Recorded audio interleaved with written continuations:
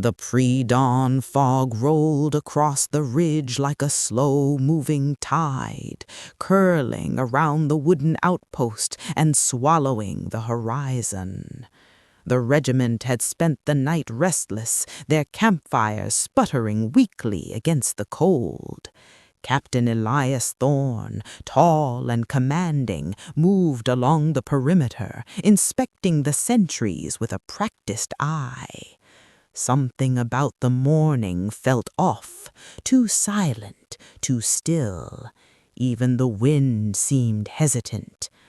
"Another fog like this," muttered Sergeant Malik, rubbing his arms, "and I swear the trees start watching you." Thorne didn't reply, his eyes scanning the mist. The men joked nervously, their voices carrying hints of fear, but he noticed how they flinched at shadows that moved too quickly, at whispers that seemed to come from nowhere. Private Harris, the youngest recruit, kept glancing behind him, his face pale in the flickering firelight. "Captain," Harris said, his voice trembling, I thought I saw someone moving in the trees." Thorne turned slowly. "You saw nothing, Harris. Fog plays tricks. Stay focused." But even as he spoke, the hairs on the back of his neck prickled. The forest beyond the ridge had an unnatural silence. No birds, no rustle of small animals, nothing. The regiment had been stationed here for weeks, guarding a narrow valley that no one dared enter during foggy mornings. Whispers whispered through the ranks, disappearances, strange lights, and voices that mimicked men's own speech. Thorne had dismissed them as superstition, but now he was beginning to wonder. Night had been uneventful, at least as far as the regiment knew. Yet in the quiet hours, Private Harris had awoken to a voice calling his name. He sat upright, heart hammering, straining to see through the thick fog. "Harris," the voice whispered, soft and familiar. His breath caught. That wasn't Malik or anyone else, and when he shone his lantern toward the voice, there was nothing, only fog curling around the posts like ghostly fingers. By first light, the fog thickened, rolling over the ridge and down into the valley below. The men gathered, forming their ranks as Thorne gave the orders for a morning drill. He had promised himself it would be a routine day, just a march to the edge of the valley and back, but the air was heavy with tension, and the men moved silently, eyes darting into the mist. As they stepped onto the path leading down into the valley, Thorne noticed something strange. Footprints in the mud that hadn't been there the day before. Fresh, but too large for any man in the regiment. They twisted unnaturally, leading off into the fog, then vanished. He frowned, making a mental note to investigate later. Sergeant Malik approached, concern etched into his weathered face. "Captain, look at this." He pointed to a tree trunk where strange symbols were carved, deep and precise. They glowed faintly in the dim light, etched with patterns that seemed almost alive. Thorne knelt, running his fingers over the grooves. He felt a chill run down his spine. "What the hell is this?" "Some prank?" Sergeant Malik suggested, though his tone lacked conviction. The men exchanged uneasy glances, and even the bravest among them hesitated. The forest seemed to tighten around them, the fog thickening as if it were alive.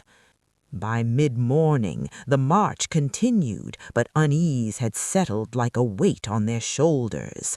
Private Harris kept stopping, staring at shadows that darted just beyond his vision. At one point, he saw the faint outline of a man among the trees, standing perfectly still, staring. Harris blinked, and the figure was gone. "Keep moving," Thorn barked, forcing the regiment onward. He tried to ignore the creeping sense of dread, but he couldn't shake the feeling that the valley was watching. The mist seemed to pulse, closing in, curling around legs and boots, hiding things just out of sight. Around noon, the first real incident occurred. A young recruit, Thomas, who had been joking moments before, vanished mid-step. 1 second he was laughing nervously about the fog, then gone. His comrades searched frantically, calling his name, but there was only silence. No footprints, no signs of struggle, nothing but the thick white fog. Harris stumbled back, pale. "Captain, he's gone," Harris stammered. Thorn's jaw tightened. "Stay calm. We search in an organized line. Don't panic." But even as he spoke, the air grew colder, thicker, almost pressing against his chest. He ordered the regiment to spread out, forming a line, moving carefully through the trees. Whispers began to emerge from the fog, low, unintelligible at first, like the wind itself had found a voice. Then Harris began to recognize words, his own name softly repeated. He turned sharply, seeing shadowy figures that flickered at the edge of his vision. Soldiers? No, not soldiers. Distorted, twisted forms, almost human, almost something else. "Captain!" Harris screamed. "They're here!" Thorn's heart pounded. "Where? Show me!" But when he looked, there was nothing, just fog curling between the trees. The regiment started murmuring in panic, voices overlapping, fear feeding fear. Thorn raised his hand, trying to regain control, but the fog seemed to hum, to vibrate with an energy that made the hair on his arms rise. Hours passed in a haze. Soldiers became disoriented, counting steps to keep track of distance, but the valley seemed endless. The sun, when glimpsed, was pale and distant, barely cutting through the fog.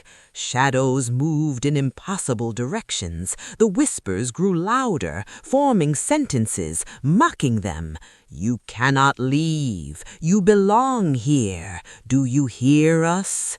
By evening, Captain Thorn had managed to gather the men into a small clearing. They were shaken, exhausted, and trembling. Some were silent, staring into the fog with blank expressions. Others whispered about visions, friends standing where they had vanished, beckoning them deeper into the mist. Harris refused to look, muttering prayers under his breath. Thorn knew in that moment that this was no ordinary fog. Something ancient and malevolent had claimed the valley, something that fed of fear, confusion, and isolation. The regiment was still whole, physically, but already a part of them belonged to the valley, slipping away with every whispered voice and shadow that moved too deliberately. Night fell, and the fog thickened further. Captain Thorn lit a small fire, though he knew its light was futile. The men huddled close, eyes darting, ears straining for sounds. And then from the darkness came the faintest sound, a laugh, soft and echoing, a chorus of voices overlapping.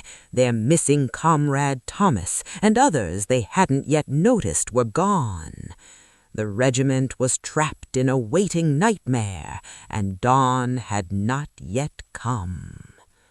Dawn arrived slowly, pale and weak, struggling to pierce the dense veil of fog that had claimed the valley. Captain Elias Thorn rose from his restless sleep, the fire now a sputtering heap of glowing embers. Around him the regiment stirred, but unease clung to every man like a second skin.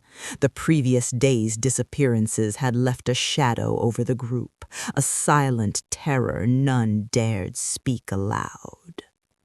"Move out," Thorn commanded, his voice firm, trying to mask the growing dread in his chest. "We keep formation. Stay close. No one strays." The soldiers obeyed, their boots sinking into the damp earth as they followed the narrow path into the valley. The fog rolled around them like a living thing, thick enough to obscure the trees beyond a few feet. Every sound, the crunch of leaves, the snap of twigs, was amplified, echoing unnaturally in the oppressive stillness. Private Harris stumbled, shaking. "Captain, I can hear them again." Thorn's eyes narrowed. "Who?" The voices, Thomas, others, calling, mocking us." Thorn swallowed hard, feeling the cold tighten in his chest. He wanted to dismiss it as panic, but the hair on his arms stood on end. The fog didn't just hide things, it seemed to wait. Hours passed uneventfully, or so it seemed. Then the first of the regiment vanished. One moment Corporal Finley was marching alongside the others, eyes forward. The next, he was gone. Thorn whipped around, but there was nothing. No footprints, no signs of struggle, only the fog curling between the trees, mocking them with silence. "Keep moving," Thorn shouted, panic seeping into his own voice despite his efforts. "We search as a unit." Sergeant Malik knelt beside a tree, examining strange carvings etched on the bark. The symbols glowed faintly, pulsating in rhythm with an unseen heartbeat. "Captain, these aren't natural," Sergeant Malik said. "Whatever did this, it's older than us, smarter than us." The soldiers pressed on, but the valley was changing. Paths that had been clear minutes before now twisted back on themselves. Landmarks disappeared, only to reappear in impossible places. Shadows moved just beyond sight, but when anyone turned their head, they were gone. Whispers slithered through the fog, low and venomous, mimicking the voices of the missing. Private Harris froze, staring at the mist ahead. "There! He's there!" Thorn spun to see a figure, a soldier or something like one, standing among the trees. It was Finley, or at least it had been, but his eyes were hollow, empty, reflecting nothing. He raised a hand, beckoning them forward. Harris shook violently, staring in horror as Finley's lips moved, repeating his own thoughts, twisting them. "You can't leave.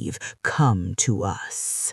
Thorn grabbed Harris by the shoulder. "Do not go near it. Keep moving." But the figure didn't move, as if the fog had frozen him in place, a puppet dangling from invisible strings. Then, in a blink, Finley vanished. The regiment broke formation, chaos erupting as soldiers ran in different directions, calling each other's names, screaming in fear. Thorn bellowed orders, but the fog swallowed his voice before it could reach all of them. Private Harris stumbled over a root and fell, his lantern rolling away. When he reached for it, it was gone. Sergeant Malik shouted, form up now!" But even as he tried to rally the men, another soldier vanished, this one mid-step, disappearing like smoke into the air. The fog didn't just hide them, it devoured them. By noon, only a handful remained with Thorn, Malik, Harris, and 3 others. They huddled behind a gnarled tree, panting, trying to make sense of what was happening. The fog was thicker here, almost tactile, brushing against their faces like icy fingers. Then came the whispers again, louder now, unmistakable. They were not outside the fog, they were inside their minds, echoing thoughts they had never spoken aloud. Harris clutched his head, screaming, "Stop! Stop!" Captain Thorne looked around, desperate. The valley itself seemed alive, twisting the terrain. The trees bent unnaturally, their roots forming shapes like hands reaching out. Shadows danced and merged into grotesque forms. One of the soldiers tried to fire his rifle, but the gun misfired. Another's bayonet bent as if it were soft metal.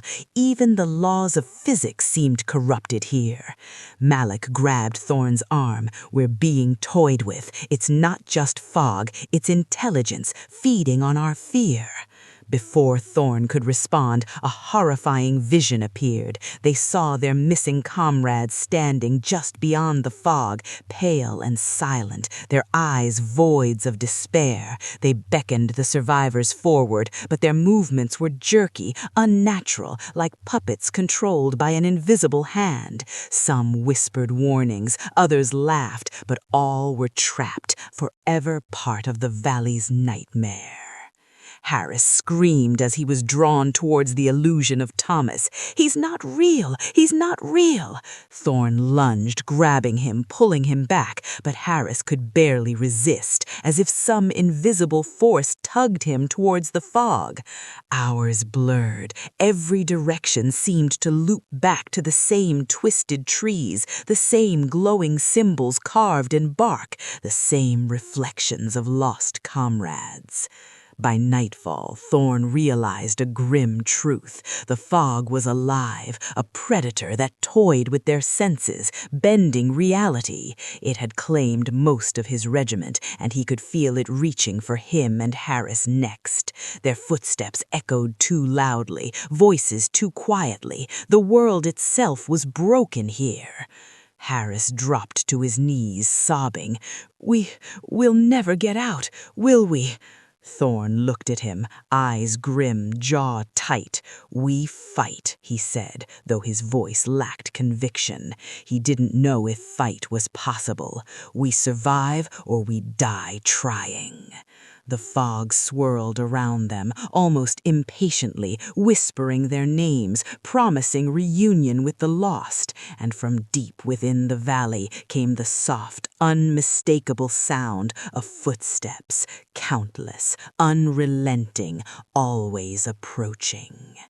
Dawn would come again, but the regiment was no longer whole. The valley had begun to hunger, and the survivors had only hours before it would claim them too.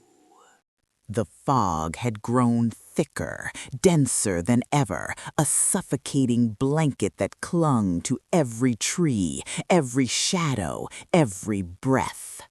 Captain Elias Thorne and Private Harris stumbled through the valley, every step a battle against unseen resistance. The ground twisted beneath their feet, roots and rocks forming shapes that seemed almost deliberate, as if the earth itself were alive, conspiring against them. Harris's knees buckled. I can't do this anymore." His voice was hoarse, ragged, trembling with terror. He shook violently, eyes wide, scanning the swirling mist. They're watching us." Captain Thorne gripped his shoulder, forcing him forward. "Keep moving. Don't let it see hesitation. That's what it wants." But even as he spoke, Thorne's own certainty began to crumble. Every direction they turned led them back to the same twisted clearing, the same stagnant black pool, the same glowing symbols carved into gnarled tree trunks. The whispers were louder now, clearer, and unmistakably mocking. "You cannot leave. You belong here. Join us." Hours, or was it days, blurred together. Time had no meaning in the valley. The sun appeared pale through the fog, and then vanished entirely. Hunger gnawed at them, thirst clawed at their throats, but worse than any physical discomfort was the creeping madness gnawing at their minds. Thorne froze. Ahead, he saw movement, a figure standing perfectly still, yet unmistakably human. It was Malik, or the shell of him. His eyes were hollow, skin pale as ash, lips moving silently. When Thorn tried to speak, Malik's figure turned toward him, but the mouth moved in impossible ways, forming words Thorn could feel more than hear. They are already here. They know your fear. Harris stumbled backward, vomiting into the black mud. It's them! It's all of them! Thorn clenched his fists. He had trained his mind for battle, for strategy, for survival in the worst conditions, but never for this.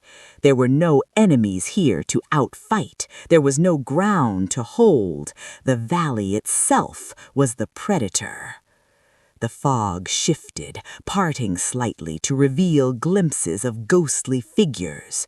Soldiers from the regiment appeared, translucent, faceless, staring at Thorn and Harris with hollow eyes. Some reached towards them, others laughed silently, mouths opening wide but no sound emerging. Thorn could almost feel the touch of those spectral hands, cold and clammy, reaching into his chest, trying to pull his fear out. "Keep your eyes forward," Thorn yelled. His own voice sounded distant, distorted. But Harris faltered again, eyes locked on one of the apparitions. It looked exactly like Thomas, his missing comrade, standing just a few feet away, beckoning him forward. Don't go to him!" Thorn screamed, but Harris could not resist. He reached out, fingers trembling. The fog surged forward, wrapping around him, bending reality itself. Thorn lunged, pulling him back with all his strength, but even then he felt the valley tugging at their minds, whispering, promising, twisting their memories and desires against them. Time became meaningless. Thorn could no longer tell night from day. Every shadow was a threat, every rustle a potential trap. Sleep was impossible. Even a brief blink brought hallucinations of the regiment's missing soldiers, appearing behind them, beside them, inside them. Harris muttered constantly, whispers spilling from his lips that weren't his own, repeating threats, memories, and warnings with a cruel, mocking cadence. "Captain, it's in my head," Harris sobbed. "I hear them, feel them. They know everything I've ever thought." Thorn's jaw tightened. "Then we fight it the only way we can, by keeping our minds sharp. Focus on me, on reality." But reality was a fragile thread. Thorn could feel the fog bending it, twisting it, rewriting it like wet clay in the hands of a mad sculptor. Then came the first scream, sharp, piercing, human. It echoed through the trees, distorted, impossible to locate. Thorn turned, expecting to see one of the missing soldiers or their phantom doubles, but there was nothing. The sound, however, lingered, embedding itself into the valley, feeding the fog, feeding the horror. "Stay together," Thorn barked, his voice ragged. He grabbed Harris, dragging him along as they stumbled over roots and stones that seemed to move when not looked at. The fog shifted, forming shapes, walls, corridors, doors that led nowhere. Thorn tried to count steps, measure distance, but numbers no longer added up. Every turn brought them back to the same clearing. And then the whispers became voices inside their own heads, arguing, accusing, mocking. "Cowards, fools, you should have stayed." Harris fell to his knees, screaming, thrashing, and Thorn could feel himself teetering on the edge of sanity. He had conquered countless battles, faced death in countless forms, but this was different. The enemy was everywhere and nowhere, alive and yet not alive, feeding on fear, reshaping reality around them. Through the fog, Thorn thought he saw the valley open, a path, maybe a way out. He motioned for Harris to follow, but as they ran, the path stretched impossibly, looping back, leading them directly to the black pool. The water reflected not their own faces, but dozens of missing soldiers, each reaching out, silent mouths screaming. Thorn could see Malak, Thomas, Finley, all trapped, all part of the valley now. He fell to his knees, overwhelmed by despair. Harris wept beside him, muttering about voices, hands, shadows. And then, from the fog, came a sound unlike any other, footsteps. Countless, relentless, approaching, not their own, not human, but intelligent, deliberate. Something was coming, something that had been waiting, patient and eternal. Thorn forced himself to stand. "We survive," he whispered. "We get out or we die trying." But he knew deep down that the valley was not bound by rules. Escape was a lie, a fantasy. The fog could twist reality itself. It could bend their minds, rewrite their memories, and consume them slowly, painfully, completely. A figure appeared, tall, impossibly thin, cloaked in mist. Its face was obscured, but Thorn felt its gaze pierce his mind. The whispers coalesced into words he could not ignore. "You cannot leave. Not one step, not one thought. All belong to us." Harris screamed, clawing at the air, desperate to escape. Thorn grabbed him, holding tight. "Listen to me. Listen. Fight it. Remember who you are." But the figure stepped closer, and Thorn could see flashes of the regiment in its body, twisted and fused together, a whirling mass of fear and shadow. The valley seemed to pulse, hungry. The fog thickened, coiling around them like a snake, squeezing, pressing, bending the world to its will. Thorn realized there was no path forward, no path back. They were trapped. Every choice, every thought, every heartbeat was already claimed. And yet, even in the madness, a spark of defiance remained. Thorn gritted his teeth. "If it wants fear, then we will give it courage instead. We fight, here, now, together." Harris looked up, eyes wide, and nodded, though the madness had already begun to root. Their shadows stretched impossibly across the fog, merging with the twisted reflections of the valley. The fog shifted once more, and the valley seemed to laugh, not with sound, but with intention, as if it knew the hopelessness of their defiance. And in the distance, Thorn saw movement, more figures, not entirely human, not entirely phantom, approaching with patient inevitability. The remaining survivors, 2 men clinging to sanity, stood alone in the endless shift. The fog had thickened to an almost tangible wall, pressing against every sense. Captain Elias Thorn and Private Harris moved cautiously, muscles tense, hearts hammering. Every step felt wrong. The ground beneath them seemed alive, undulating subtly, almost like it was breathing. Their eyes strained to see, but visibility was almost nil, just a gray void, broken by the occasional blackened tree and the faint glow of twisted symbols etched into bark.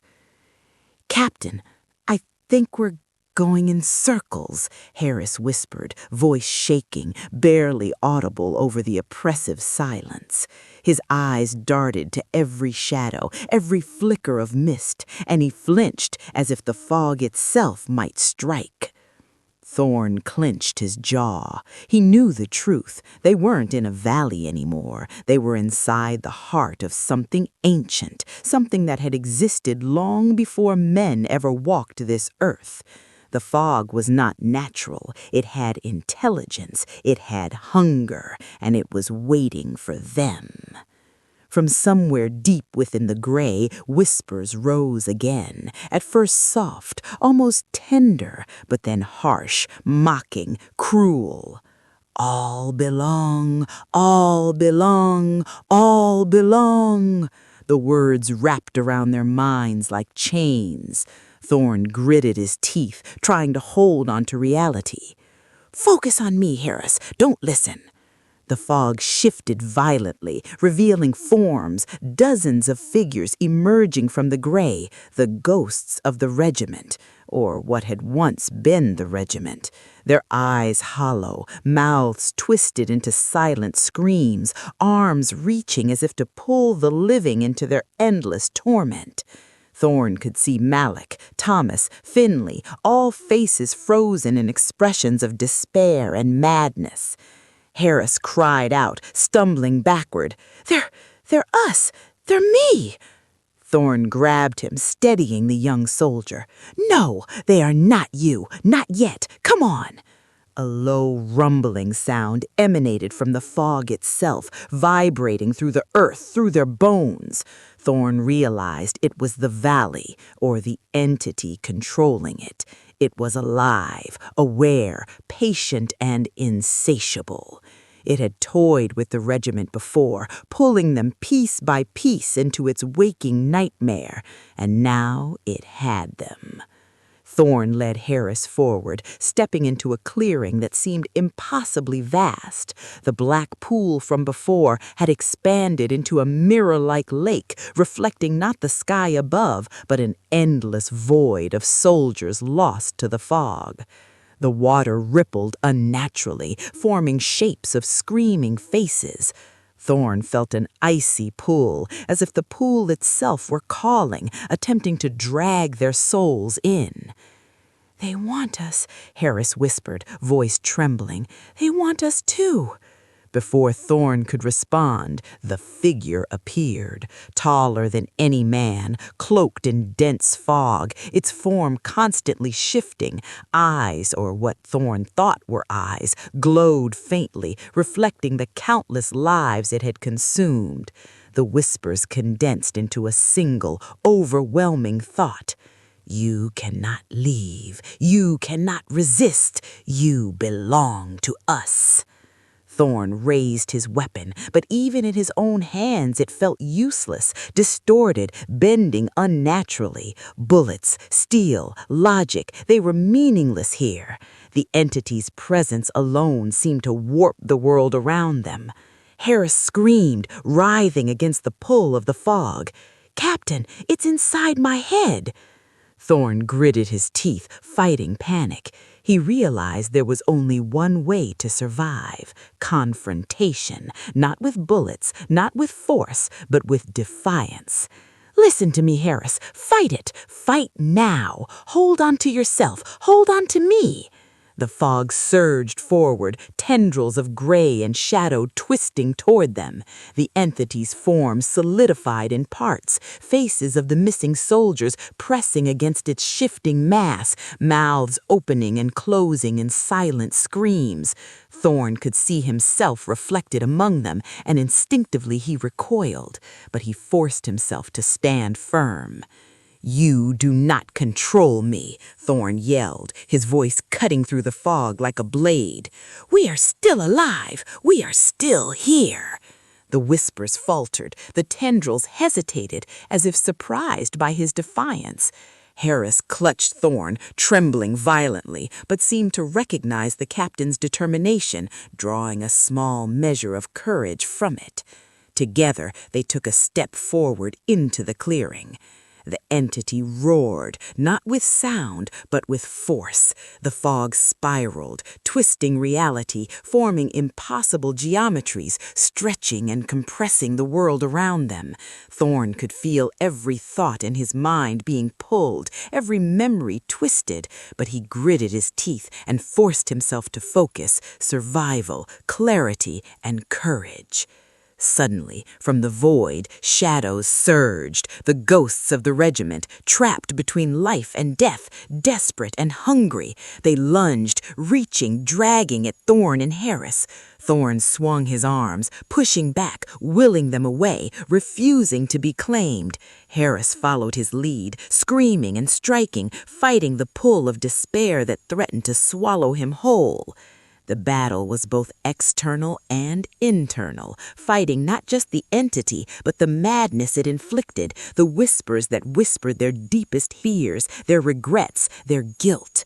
Thorn forced his mind to sharpen, to focus on the small, tangible world around him, Harris's hand, the damp earth underfoot, the twisted black pool that reflected only their reality, not the endless void. And then as dawn broke, or what could be called dawn in this unnatural place, the fog receded slightly, not gone, but hesitant. Thorn and Harris stood in the clearing, panting, soaked in cold sweat, staring at the entity. Its form flickered, unstable, as if weakened by their defiance. Thorn realized something. The valley fed on surrender, on fear, on submission. Courage, determination, and refusal to yield could repel it, if only temporarily. They were not safe, but they had survived the first true test. The fog whispered a final warning, soft and sibilant. This is not the end. All will belong. And then silence, heavy and oppressive, replaced the cacophony. The black pool shimmered, reflecting only Thorn and Harris. The valley's hunger had paused, temporarily satiated by their defiance, but it remained, patient and eternal, waiting for the next unwary soul. Thorn pulled Harris close. We survive for now, but we have to move. Keep your mind clear. Never let it control you. Harris nodded weakly, shivering. Captain, do you think anyone else survived? Thorn shook his head. The regiment is gone. We are all that remains, and we must be careful. Every step we take could bring it back, but we keep moving, always moving. The two men set off through the fog, leaving behind the clearing, the black pool, and the shifting forms of the lost. Every step was cautious, deliberate. Every shadow was a potential threat. But they moved, and for now they were still alive. The valley remained, silent yet alive, holding the echoes of those it had claimed, waiting for the next dawn to swallow more souls. And somewhere deep within the mist, the whispers persisted, eternal, patient, hungry, promising that all who entered would eventually belong. Dawn rose fully, pale and cold, revealing only mist and trees. And yet the legend would grow, the story of the regiment that vanished at dawn, leaving behind nothing but whispers and shadows, a warning to all who dared enter the valley where the fog itself was alive.